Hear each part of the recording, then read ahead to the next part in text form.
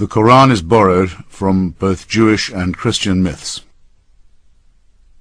The doings and sayings of Moses and Abraham and Jesus, being so ill-founded and so inconsistent, as well as so often immoral, one must proceed in the same spirit of inquiry to what many believe is the last revelation, that of the Prophet Muhammad and his Quran or recitation. Here again, the angel or archangel, Gabriel, is found at work, dictating surahs or verses to a person of little or no learning. Here again are stories of a Noah-like flood, and injunctions against idol worship. Here again the Jews are the first recipients of the message, and the first both to hear it and to discard it. And here again there is a vast commentary of doubtful anecdote about the actual doings and sayings of the Prophet, this time known as the Hadith. Islam is at once the most and the least interesting of the world's monotheisms. It builds upon its primitive Jewish and Christian predecessors, selecting a chunk here and a shard there, and thus if these fall, it partly falls also. Its founding narrative likewise takes place within an astonishingly small compass, and relates facts about extremely tedious local quarrels. None of the original documents, such as they are, can be contrasted with any Hebrew or Greek or Latin texts. Almost all of the tradition is oral, and all of it is in Arabic. Indeed, many authorities agree that the Quran is only intelligible in that tongue, which is itself subject to innumerable idiomatic and regional inflections. This would leave us on the face of it with the absurd and potentially dangerous conclusion that God was a monoglot. Before me is a book introducing Muhammad, written by two extremely unctuous British Muslims, who are hoping to present a friendly version of Islam to the West. Ingratiating and selective as their text may be, they insist that, as the literal word of God, the Quran is the Quran only in the original revealed text. A translation can never be the Quran, that inimitable symphony, the very sound of which moves men and women to tears. A translation can only be an attempt to give the barest suggestion of the meaning of words contained in the Quran. This is why all Muslims, whatever their mother tongue, always recite the Quran in its original Arabic. The authors go on to make some highly disobliging observations about the Penguin translation by N.J. Dawood, which makes me glad that I have always employed the Picthall version, but no likely to be convinced that if I wish to become a convert, I must master another language. In my own country of birth, I am sadly aware that there is a beautiful, poetic tradition unavailable to me, because I will never know the marvellous tongue called Gaelic. Even if God is or was an Arab, an unsafe assumption, how could he expect to reveal himself by way of an illiterate person who in turn could not possibly hope to pass on the unaltered, let alone unalterable, words? The point may seem minor, but it is not. To Muslims, the enunciation of the divine to a person of extreme unlettered simplicity has something of the same value as the humble vessel of the Virgin Mary has to Christians. It also possesses the same useful merit of being entirely unverifiable and unfalsifiable. Since Mary must be presumed to have spoken Aramaic and Muhammad Arabic, it can, I suppose, be granted that God is in fact multilingual and can speak any language he chooses. He opted in both cases to use the Archangel Gabriel as the intermediate deliverer of his message. However, the impressive fact remains that all religions have staunchly resisted any attempt to translate their sacred texts into languages understanded of the people, as the Cranmer Prayer Book phrases it. There would have been no Protestant Reformation if it were not for the long struggle to have the Bible rendered into the Vulgate, and the priestly monopoly therefore broken. Devout men like Wycliffe, Coverdale, and Tyndale were burned alive for even attempting early translations. The Catholic Church has never recovered from its abandonment of the mystifying Latin ritual, and the Protestant mainstream has suffered hugely from rendering its own Bibles into more everyday speech. Some mystical Jewish sects still insist on Hebrew and play Kabbalistic word games even with the spaces between letters, but, among most Jews too, the supposedly unchangeable rituals of antiquity have been abandoned. The spell of the clerical class has been broken. Only in Islam has there been no reformation, and to this day any vernacular version of the Quran must still be printed with an Arabic parallel text. This ought to arouse suspicion, even in the slowest mind.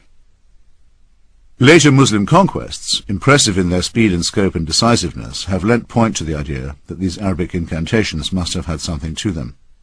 But if you allow this cheap earthly victory as a proof, you allow the same to Joshua's blood-soaked tribesmen, or to the Christian crusaders and conquistadors. There is a further objection. All religions take care to silence or to execute those who question them, and I choose to regard this recurrent tendency as a sign of their weakness rather than their strength. It has, however, been some time since Judaism and Christianity resorted openly to torture and censorship. Not only did Islam begin by condemning all doubters to eternal fire, but it still claims the right to do so in almost all of its dominions, and still preaches that these dominions can and must be extended by war. There has never been an attempt in any age to challenge or even investigate the claims of Islam that has not been met with extremely harsh and swift repression. Provisionally, then, one is entitled to conclude that the apparent unity and confidence of the faith is a mask for a very deep and probably justifiable insecurity. That there are, and always have been, sanguinary feuds between different schools of Islam, resulting in strictly inter-Muslim accusations of heresy and profanity, and in terrible acts of violence, naturally goes without saying. I have tried my best with this religion, which is as foreign to me as it is to the many millions who will always doubt that God entrusted a non-reader, through an intermediary, with the demanding call to read. As I said, I long ago acquired a copy of the Marmaduke Pictorial translation of the Quran, which has been certified by senior sources in the ulema, or Islamic Religious Authority, to be the nearest to an approximate rendition into English. I have been to innumerable gatherings, from Friday prayers in Tehran, to mosques in Damascus and Jerusalem and Doha and Istanbul and Washington, D.C., and I can attest that the recitation in Arabic does indeed have the apparent power to create bliss and also rage among those who hear it. I have also attended prayers in Malaysia and Indonesia and Bosnia, where there is resentment among non-Arabic-speaking Muslims at the privilege granted to Arabs and to Arabic, and to Arab movements and regimes, in a religion that purports to be universal. I have in my own home received Sayyid Hossein Khomeini, grandson of the Ayatollah, and a cleric from the holy city of Qum, and carefully handed him my own copy of the Quran.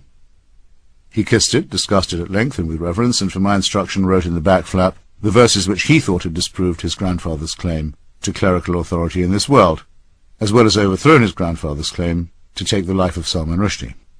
Who am I to adjudicate in such a dispute? However, the idea that the identical text can yield different commandments to different people is quite familiar to me for other reasons. There's no need to overstate the difficulty of understanding Islam's alleged profundities. If one comprehends the fallacies of any revealed religion, one comprehends them all. I have only once, in 25 years of often heated arguments in Washington, D.C., been threatened with actual violence. This was when I was at dinner with some staffers and supporters of the Clinton White House. One of those present, a then well-known Democratic pollster and fundraiser, questioned me about my own most recent trip to the Middle East. He wanted my opinion as to why the Muslims were so all-fired goddamn fundamentalist. I ran through my repertoire of explanations, adding that it was often forgotten that Islam was a relatively young faith and still in the heat of its self-confidence. Not for Muslims the crisis of self-doubt that had overtaken Western Christianity. I added that, for example, while there was little or no evidence for the life of Jesus, the figure of the Prophet Muhammad was by contrast a person in ascertainable history. The man changed colour faster than anyone had ever seen. After shrieking that Jesus Christ had meant more to more people than I could ever imagine, and that I was disgusting beyond words for speaking so casually, he drew back his foot and aimed a kick which only his decency, conceivably his Christianity, prevented him from landing on my shin. He then ordered his wife to join him in leaving. I now feel that I owe him an apology, or at least half of one. Although we do know that a person named Muhammad almost certainly existed within a fairly small bracket of time and space, we have the same problem as we do in all the precedent cases. The accounts that relate his deeds and words were assembled many years later and are hopelessly corrupted into incoherence by self-interest, rumour, and illiteracy. The tale is familiar enough, even if it is new to you. Some Meccans of the 7th century followed an Abrahamic tradition and even believed that their temple, the Kaaba, had been built by Abraham. The temple itself, most of its original furnishings having been destroyed by later fundamentalists, notably the Wahhabis, is said to have become depraved by idolatry. Muhammad, the son of Abdullah, became one of those Hunafa, who turned away to seek solace elsewhere. Retiring to a desert cave on Mount Hira for the month of heat, or Ramadan, he was asleep or in a trance, I'm quoting Pictorial's commentary, when he heard a voice commanding him to read. He replied twice that he was unable to read, and was thrice commanded to do so.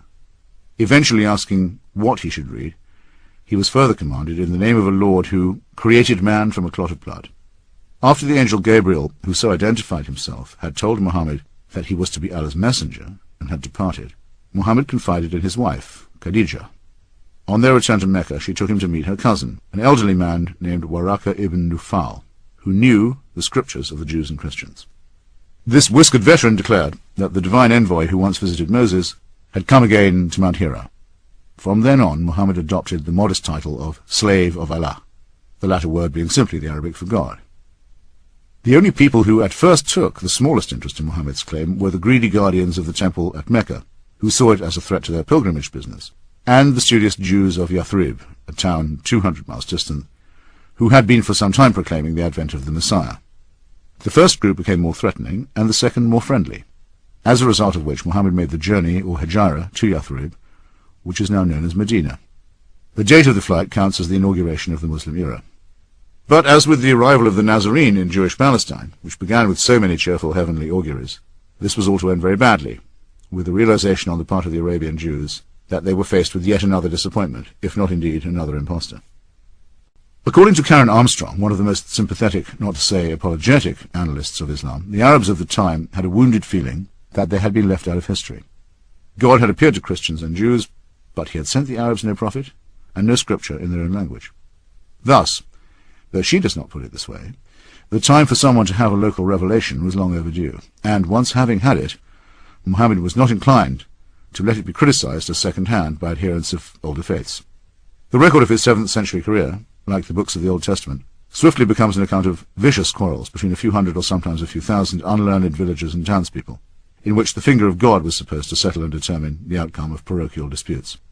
As with the primeval bloodlettings of the Sinai and Canaan, which are likewise unattested by any independent evidence, millions of people have been held hostage ever since by the supposedly providential character of these ugly squabbles. There is some question as to whether Islam is a separate religion at all. It initially fulfilled a need among Arabs for a distinctive or special creed, and is forever identified with their language and their impressive later conquests, which, while not as striking as those of the young Alexander of Macedonia, certainly conveyed an idea of being backed by a divine will, until they petered out at the fringes of the Balkans and the Mediterranean. But Islam, when examined, is not much more than a rather obvious and ill-arranged set of plagiarisms, helping itself from earlier books and traditions as occasion appeared to require. Thus, far from being born in the clear light of history, as Ernest Renan so generously phrased it, Islam in its origins is just as shady and approximate as those from which it took its borrowings. It makes immense claims for itself, invokes prostrate submission or surrender as a maxim to its adherents, and demands deference and respect from non-believers into the bargain. There is nothing, absolutely nothing, in its teachings that can even begin to justify such arrogance and presumption. The Prophet died in the year 632 of our own approximate calendar. The first account of his life was set down a full 120 years later by Ibn Ishaq, whose original was lost and can only be consulted through its reworked form, authored by Ibn Hisham, who died in 834. Adding to this hearsay and obscurity, there is no agreed-upon account of how the Prophet's followers assembled the Quran, or of how his various sayings, some of them written down by secretaries, became codified. And this familiar problem is further complicated, even more than in the Christian case, by the matter of succession.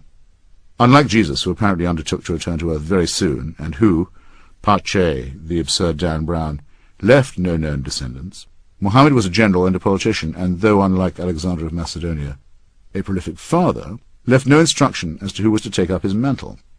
Quarrels over the leadership began almost as soon as he died, and so Islam had its first major schism between the Sunni and the Shia before it had even established itself as a system. We need take no side in the schism, except to point out that one at least of the schools of interpretation must be quite mistaken. And the initial identification of Islam with an earthly caliphate made up of disputatious contenders for the said mantle marked it from the very beginning as man-made. It is said by some Muslim authorities that during the first caliphate of Abu Bakr, immediately after Muhammad's death, concern arose that his orally transmitted words might be forgotten. So many Muslim soldiers had been killed in battle that the number who had the Quran safely lodged in their memories had become alarmingly small. It was therefore decided to assemble every living witness, together with pieces of paper, stones, palm leaves, shoulder blades, ribs and bits of leather on which sayings had been scribbled, and give them to Zayd ibn Thabit, one of the Prophet's former secretaries, for an authoritative collation. Once this had been done, the believers had something like an authorized version. If true, this would date the Quran to a time fairly close to Muhammad's own life, but we swiftly discover that there is no certainty or agreement about the truth of the story. Some say that it was Ali, the fourth and not the first caliph, and the founder of Shi'ism, who had the idea. Many others, the Sunni majority, assert that it was Caliph Uthman, who reigned from 644 to 656, who made the finalized decision. Told by one of his generals that soldiers from different provinces were fighting over discrepant accounts of the Quran, Uthman ordered Zayd ibn Thabit to bring together the various texts, unify them, and have them transcribed into one. When this task was complete, Uthman ordered standard copies to be sent to Kufa, Basra, Damascus, and elsewhere, with a master copy retained in Medina. Uthman thus played the canonical role that had been taken in the standardization and purging and censorship of the Christian Bible by Irenaeus and by Bishop Athanasius of Alexandria. The roll was called, and some texts were declared sacred and inerrant, while others became apocryphal. Outdoing Athanasius, Uthman ordered that all earlier and rival editions be destroyed. Even supposing this version of events to be correct, which would mean that no chance existed for scholars ever to determine or even dispute what really happened in Muhammad's time, Uthman's attempt to abolish disagreement was a vain one. The written Arabic language has two features that make it difficult for an outsider to learn. It uses dots to distinguish consonants like B and T, and in its original form it had no sign or symbol for short vowels, which could be rendered by various dashes or comma-type marks. Vastly different readings, even of Uthman's version, were enabled by these variations. Arabic script itself was not standardized until the later part of the 9th century, and in the meantime, the undotted and oddly voweled Quran was generating wildly different explanations of itself, as it still does. This might not matter in the case of the Iliad, but remember that we are supposed to be talking about the unalterable and final word of God. There is obviously a connection between the sheer feebleness of this claim and the absolutely fanatical certainty with which it is advanced. To take one instance that can hardly be called negligible, the Arabic words written on the outside of the Dome of the Rock in Jerusalem are different from any version that appears in the Quran. The situation is even more shaky and deplorable when we come to the Hadith, or that vast orally generated secondary literature which supposedly conveys the sayings and actions of Muhammad, the tale of the Quran's compilation, and the sayings of the companions of the Prophet. Each Hadith, in order to be considered authentic, must be supported in turn by an isnad, or chain, of supposedly reliable witnesses. Many Muslims allow their attitude to everyday life to be determined by these anecdotes. Regarding dogs as unclean, for example, on the sole ground that Muhammad is said to have done so. My own favourite tale goes the other way. The Prophet is said to have cut off the long sleeve of his garment, rather than disturb a cat that was slumbering on it. Cats in Muslim lands have been generally spared the awful treatment visited on them by Christians, who've often regarded them as satanic familiars of witches. As one might expect, the 6 authorized collections of hadith, which pile hearsay upon hearsay through the unwinding of the long spool of isnads, A told B, who had it from C, who learned it from D, were put together centuries after the events they purport to describe. One of the most famous of the 6 compilers, Bukhari, died 238 years after the death of Muhammad. Bukhari is deemed unusually reliable and honest by Muslims, and seems to have deserved his reputation, in that of the 300,000 attestations he accumulated in a lifetime devoted to the project, he ruled that 200,000 of them were entirely valueless and unsupported. Further exclusion of dubious traditions and questionable isnads reduced his grand total to 10,000 hadith. You are free to believe, if you so choose, that out of this formless mass of illiterate and half-remembered witnessing, the pious Bukhari, more than 2 centuries later, managed to select only the pure and undefiled ones that would bear examination. Some of these candidates for authenticity might have been easier to sift out than others. The Hungarian scholar Ignác Goldziher, to quote a recent study by Reza Arslan, was among the first to show that many of the hadith were no more than verses from the Torah and the Gospels, bits of rabbinic sayings, ancient Persian maxims, passages of Greek philosophy, Indian proverbs, and even an almost word-for-word reproduction of the Lord's Prayer. Great chunks of more or less straight biblical quotation can be found in the hadith, including the parable of the workers hired at the last moment and the injunction, "Let not thy left hand know what thy right hand doeth," the last example meaning that this piece of pointless pseudo-profundity has a place in 2 sets of revealed scripture.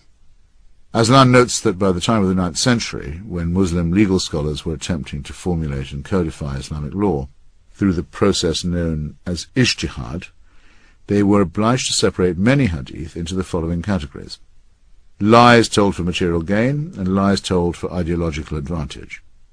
Quite rightly, Islam effectively disowns the idea that it is a new faith, let alone a cancellation of the earlier ones, and it uses the prophecies of the Old Testament and the Gospels of the New like a perpetual crutch or fund to be leaned on or drawn upon. In return for this derivative modesty, all it asks is to be accepted as the absolute and final revelation. As might be expected, it contains many internal contradictions. It is often cited as saying that there is no compulsion in religion, and as making reassuring noises about those of other faiths being peoples of the book, or followers of an earlier revelation. The idea of being tolerated by a Muslim is as repulsive to me as the other condescensions, whereby Catholic and Protestant Christians agreed to tolerate one another, or extend toleration to Jews. The Christian world was so awful in this respect and for so long, that many Jews preferred to live under Ottoman rule and submit to special taxes and other such distinctions.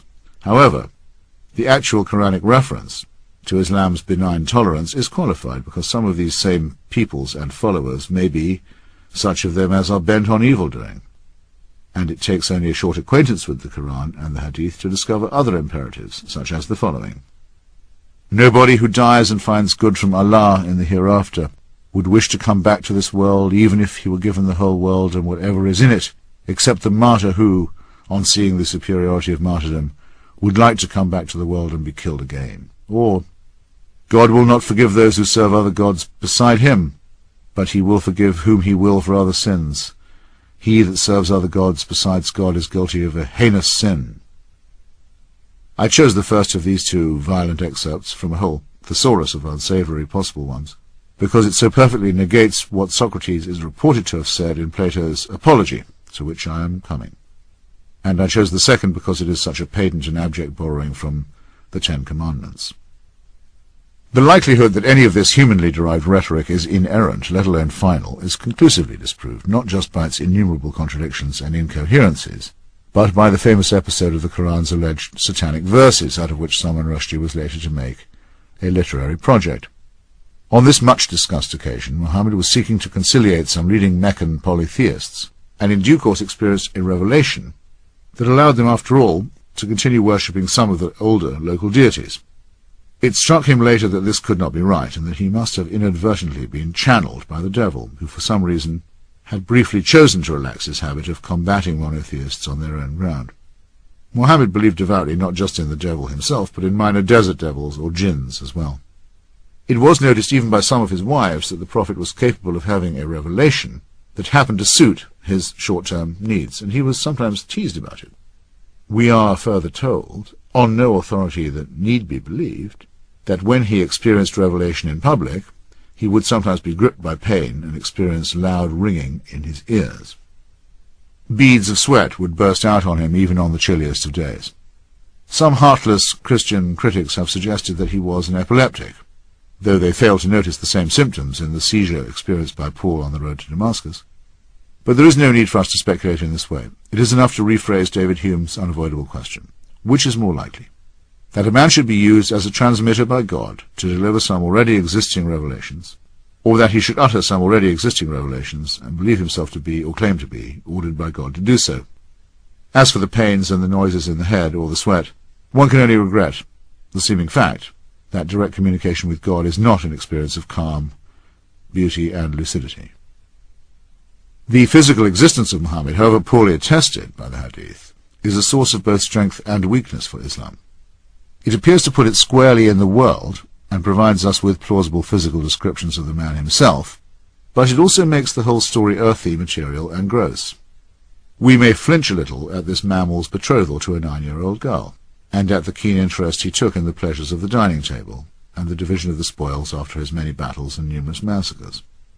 Above all, and here is a trap that Christianity has mostly avoided, by awarding its prophet a human body but a non-human nature, he was blessed with numerous descendants and thus placed his religious posterity in a position where it was hostage to his physical one.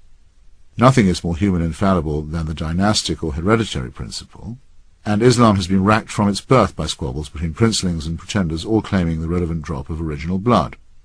If the total of those claiming descent from the founder was added up, it would probably exceed the number of holy nails and splinters that went to make up the 1,000-foot cross on which, judging by the number of splinter-shaped relics, Jesus was evidently martyred.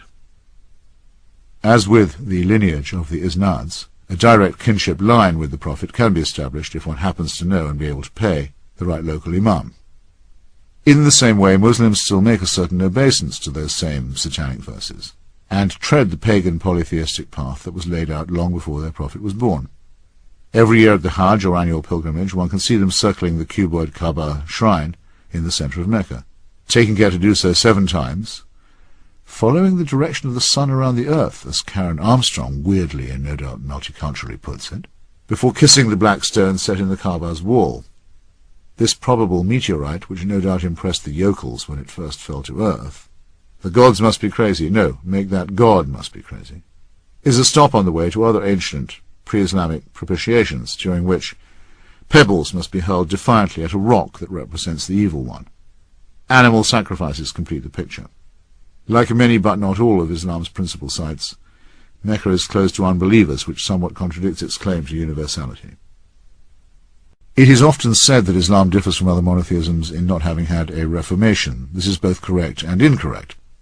There are versions of Islam, most notably the Sufi, much detested by the devout, which are principally spiritual rather than literal, and which have taken on some accretions from other faiths. And since Islam has avoided the mistake of having an absolute papacy, capable of uttering binding edicts, hence the proliferation of conflicting fatwas from conflicting authorities, its adherents cannot be told to cease believing what they once held as dogma. This might be to the good, but the fact remains that Islam's core claim, to be unimprovable and final, is at once absurd and unalterable. Its many warring and discrepant sects, from Ismaili to Ahmadi, all agree on this indissoluble claim. Reformation has meant, for Jews and Christians, a minimal willingness to reconsider Holy Writ as if it were, as Salman Rushdie so daringly proposed in his turn, something that can be subjected to literary and textual scrutiny. The number of possible Bibles is now admitted to be immense, and we know, for example, that the portentous Christian term Jehovah is a mistranslation of the unuttered spaces between the letters of the Hebrew Yahweh. Yet no comparable project has ever been undertaken in Quranic scholarship. No serious attempt has been made to catalogue the discrepancies between its various editions and manuscripts, and even the most tentative efforts to do so have been met with almost inquisitional rage. A critical case in point is the work of Christoph Luxemburg, the Syriac-Aramaic version of the Quran, published in Berlin in the year 2000. Luxemburg coolly proposes that far from being a monoglot screed, the Quran is far better understood once it is conceded that many of its words are Syriac-Aramaic rather than Arabic. His most celebrated example concerns the rewards of a martyr in paradise. When retranslated and redacted, the heavenly offering consists of sweet white raisins rather than virgins. This is the same language and the same region from which much of Judaism and Christianity emerged. There can be no doubt that unfettered research would result in the dispelling of much obscurantism.